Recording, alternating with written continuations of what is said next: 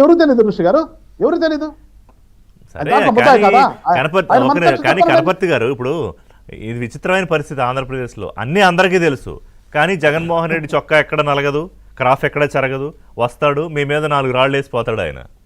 అది రియాలిటీ. ఏం లేదు సార్, జగన్మోహన్ రెడ్డి తత్వం ఏంటంటే వస్తే రాజ్యం పోతే సైన్యం. మనకు పోయేదేమి లేదు. మనం ఆల్రెడీ 16 నెలలు జైల్లో ఉన్నాము. ఆ జైల్లో ఉన్న వారం విపరీతంగా సంపాదించాము, వేల కోట్లు లక్షల కోట్లు సంపాదించాము. అతనికి ఏంటంటే చట్టం అంటే భయం లేదు. అతను ఏంటంటే జైల్లో అతను అంతా నేరాలు. ఇప్పుడు స్థూలంగా చెప్పుకోవాలంటే ఏముంది సార్, వాళ్ళ తాత రాజారెడ్డి ఒక రౌడీ షీటరు, వాళ్ళ తండ్రి ఒక కనపడని ఫ్యాక్షనిస్టు, ఇతను అవన్నీ కలిపి ఆర్థిక నేరస్తుడు, ఫ్యాక్షనిస్టు, మర్డరిస్టు, అన్ని కోణాలు ఉన్నాయి ఇతనికి. ఇతను చట్టం అంటే భయం లేదు, రాజ్యాంగం అంటే భయం లేదు. లోపలేస్తారా, వేయండి ఉంటాను, ఆల్రెడీ ఉన్నా కదా 16 నెలలు చెప్తా ఉన్నాడు వాళ్ళ కార్యకర్తలకి. నేను ఉండలేదా 16 నెలలు, మీరు ఉండండి అంటాడు.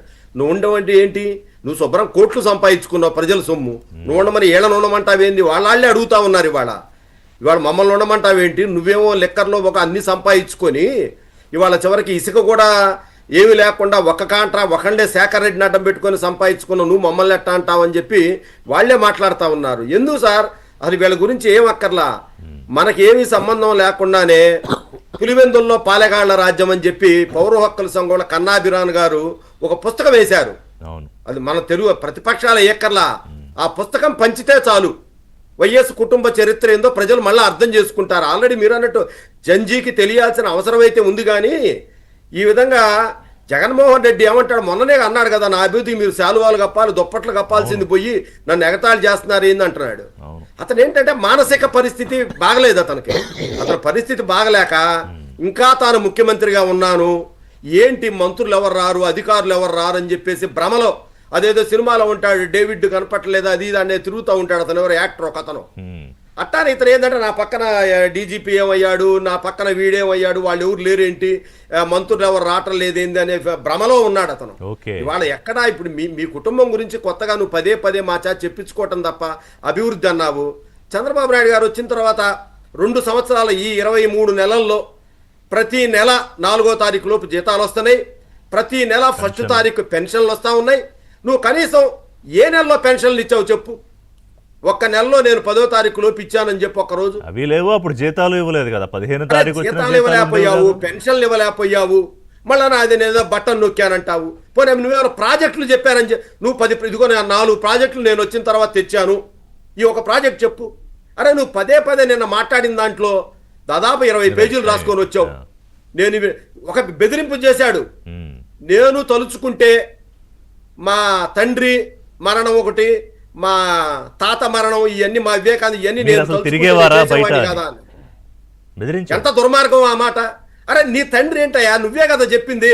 కాసేపు సోనియా గాంధీ అన్నావు, కాసేపు ముఖేష్ అంబానీ అన్నావు.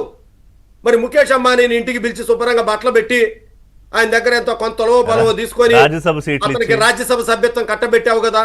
మరి ఆ రోజు ఇప్పుడు ఎందుకు నువ్వు 5 సంవత్సరాలు ఉన్నప్పుడు మీ నాన్న మీద ఎంక్వైరీ ఏమైనా మోడీ గారిని ఎప్పుడైనా అడిగావా? అరే వెళ్ళటం కాళ్ళు పట్టుకోవటం అమిత్ షాని వీళ్ళు నా సంగతి ఏంది, మా తమ్ముడు సంగతి ఏంది, వివేకానంద రెడ్డి హత్య కేసులో మా తమ్ముడి ఎంపీని ఇన్వాల్వ్ చెబుతున్నా సార్. ఇవన్నీ కూడా చేసి నీ తండ్రి మరణం మీద నీకు అనుమానం ఉంటే ఏ రోజైనా అడిగావా? ఒక్కరోజు అడిగావా? అదే రిలయన్స్ మార్ట్లో పగలగొట్టించావు. ఆ గుంటూరు పగలగొట్టిన దాంట్లో అప్పిరెడ్డి అని చెప్పి ఇప్పుడున్న ఎమ్మెల్సీ ఒక ముద్దాయి.